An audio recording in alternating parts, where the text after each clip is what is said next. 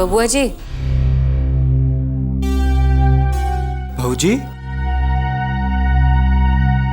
अरे भौजी, कोनो बात थी तो हमें बुला लिए होते।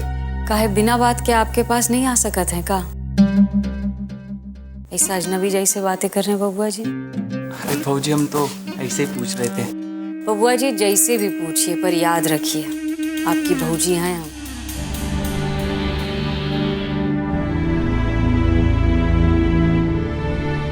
वैसे अच्छा किया जो आप तैयार हुए गए। आपको एक जरूरी काम से बाहर भेजना था।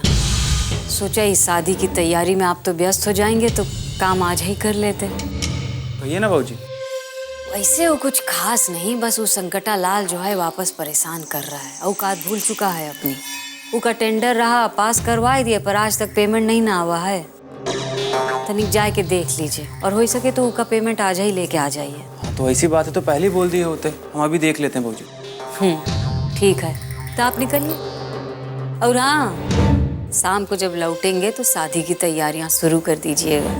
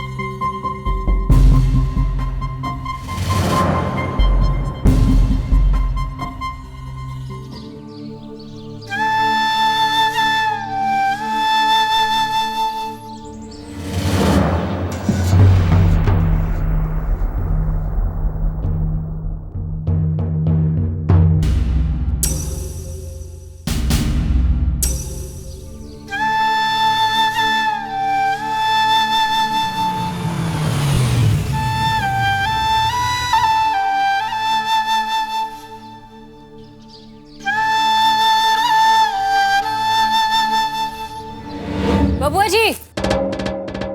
जी भौजी।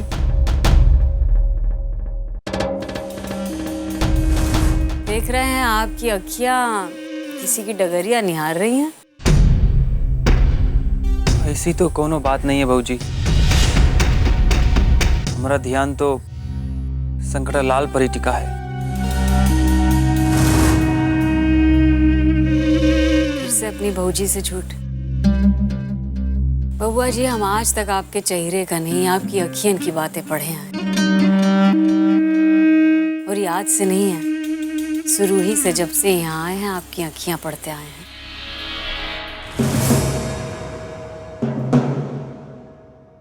ठीक है, आज आप हमें भरमाए रहे हैं, बाकी जब से हम ही घर में बिहार के आए हैं तब आप ऐसे नहीं थे। आजकल न जाने आपका नेस ने कहाँ चला गया है। कहा भौजी, आप भी कहाँ बोलती रहती हैं। चलिए हम आपसे बाद में बतियाते हैं। ठीक है, अभी जा रहे हैं।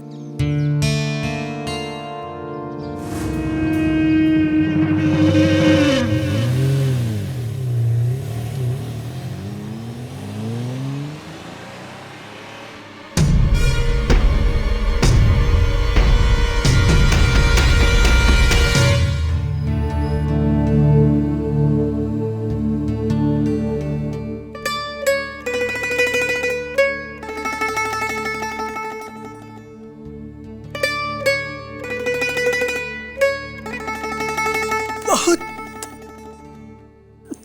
सुंदर लग रही हो। हम आपका आशीर्वाद लेने आए हैं। हमारी शादी की तारीख तय हो गई है।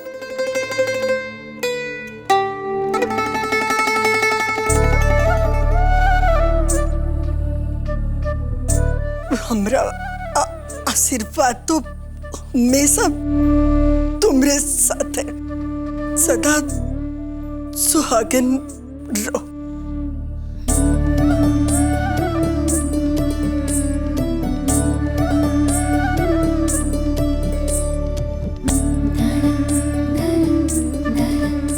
लो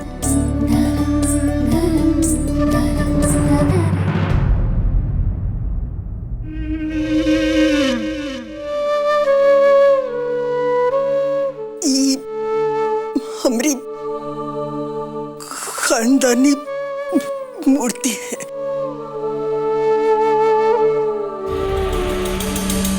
वाह अम्मा जी।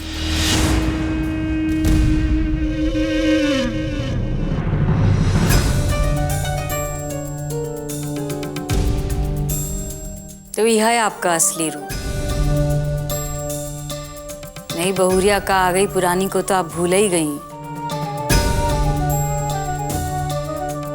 और रही शादी से पहले ही खानदानी मूर्ति देने की जल्दी मचाए रही हैं।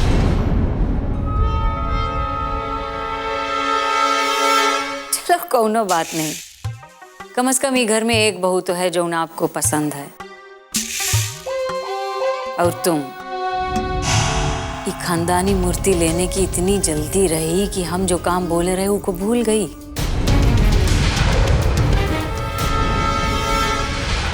छोटकी को हमने बुलाया था। को पनाह देना आपके लिए ज्यादा जरूरी है अम्मा जी।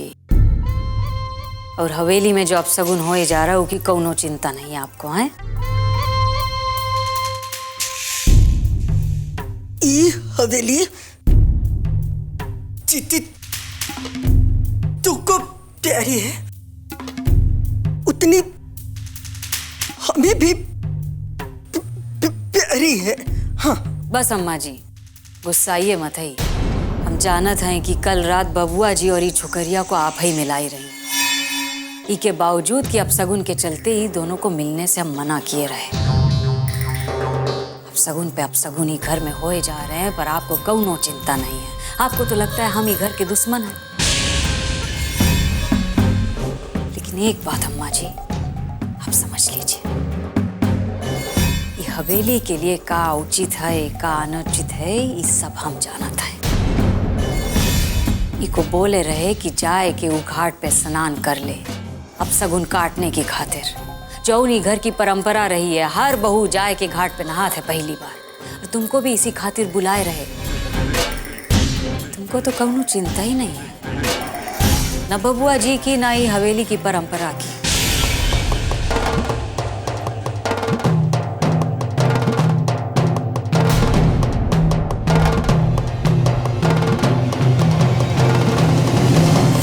क्या है कि बस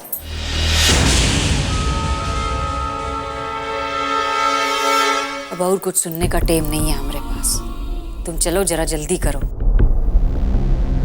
और हम तुम्हारे साथ नहीं ना जा सकते हैं, कारण ये घर में शादी की बहुत ही तैयारी बाकी है। पर तुम्हारे साथ विदेशिया और पंडित जी जरूर जाएंगे, तुम्हारी मदद कर देंगे। चलो हम भी साथ चलेंगे। अब अम्मा जी आप कहाँ जा रही हैं? अरे वैसे ही आपकी तबीयत इतनी खराब है, अब कहाँ जाएंगी? कुछ बिगड़ गवा तो हमको दोषी ठहराएंगी। तुम चलो। हम चलेंगे। अरे अम्मा जी तुरंत ही आए जाएगी, आपको नहीं भेज सकते हैं हम। नहीं भेजोगी तो हम बबुआ से कह देंगे।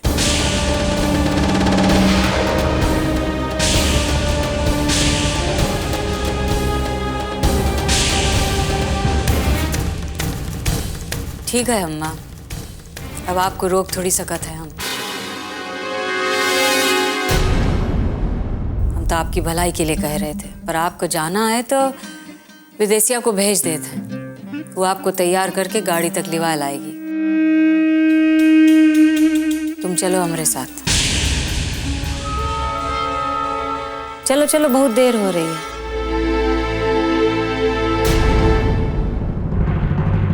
आज का दिन तुम्हारी और ये हवेली के लिए बहुत ही बड़ा दिन है, कारण आज के दिन तुम ये परिवार के रीति रिवाज संस्कार सब कुछ स्वीकारने जा रही हो और अपनी आने वाली जिंदगी की खुशी की खातिर ये परिवार के घाट के पानी से नहाने जा रही हो।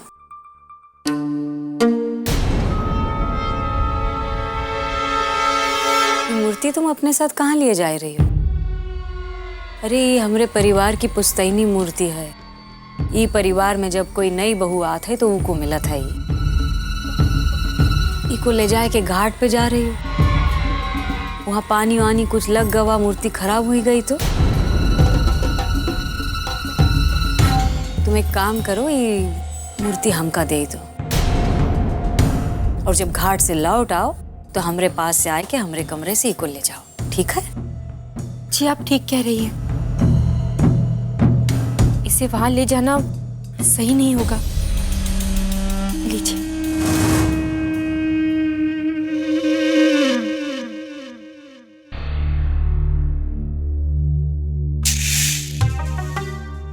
वहां घाट पे जाए के जैसा पंडित जी कहें वैसा साफ मन से विधिवत पूजा करना, कारण ये नहान, ये पूजा तुम्हारी आने वाली जिंदगी की खातिर बहुत ही जरूरी है।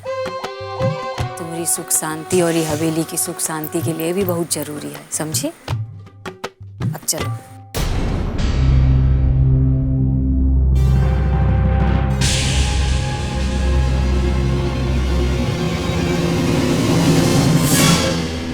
क्या हुआ?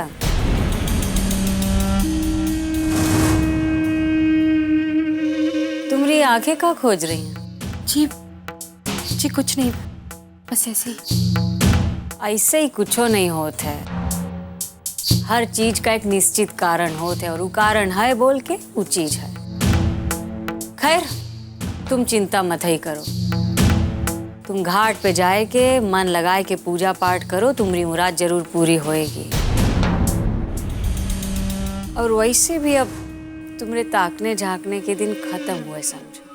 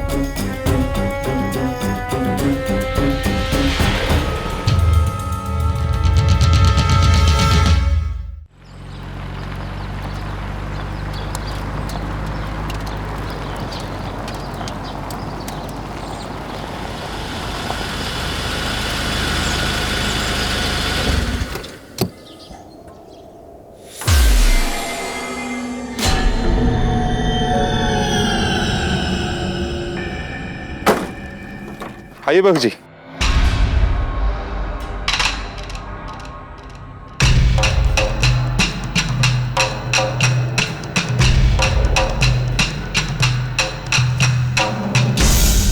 अम्मा जी आप यहीं रुकिए, हम छोटी बहू जी की पूजा करवा के आते हैं, फिर आपको ले जाएंगे। हम भी साथ चलेंगे।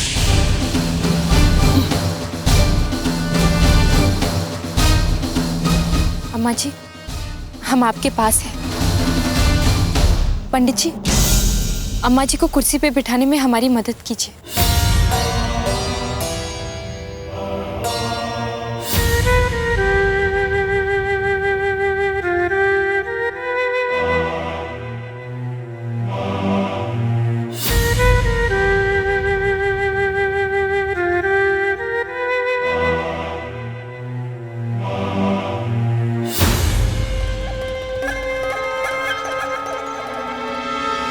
अम्मा जी आगे तो रास्ता खराब है, आप अवधेसिया के साथ यहीं पर रुकिए, हम अभी पूजा करके आते फिर साथ ही मंदिर चलेंगे।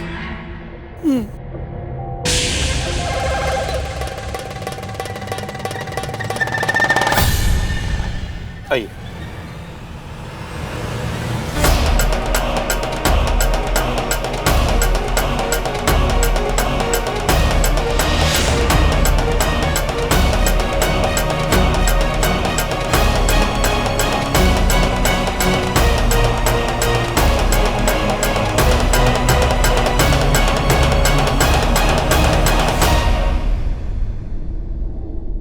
सबसे पहले यहाँ दिया जलाइए, फिर धरती को प्रणाम करके जल देवता को स्मरण करते हुए जल में प्रवेश कर जाइए।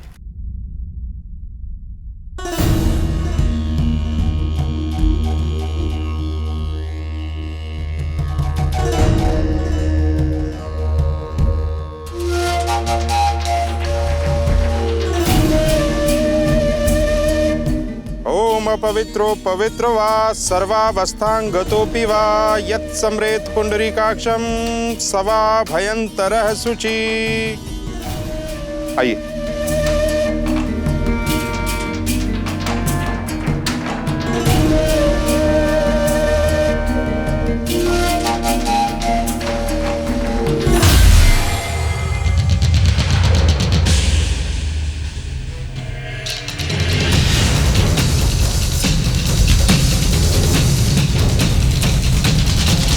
पूजा के लिए विधिवत मन पर संयम रख के भगवान पर आसक्ति और ध्यान करके सच्चे मन से भगवान शिव का ध्यान करते हुए 150 बार ओम नमः शिवाय मंत्र का जप करना है। और ये तुम्हें अपने दोनों हाथों में जल भरकर सूर्य देव को अर्पित करते हुए करना है। और हाँ, ध्यान रहे, घाट में ज्यादा दूर नहीं जाना, 12 कदम ही चलना है। एक ज्योतिर्लिंग के लिए 1 कदम ही। जी पंडित जी। जाओ।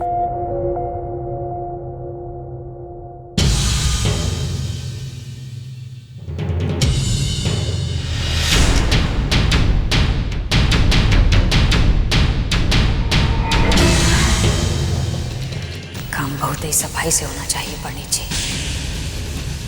तिकड़म लगा के सब स्वाह कर देंगे।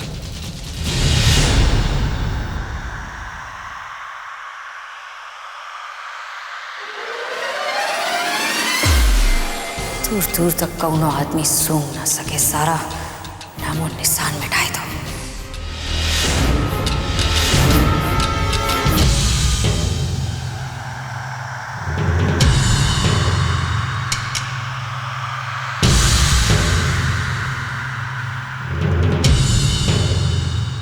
और वैसे भी अब तुम्हारे ताकने झांकने के दिन खत्म हुए समझो।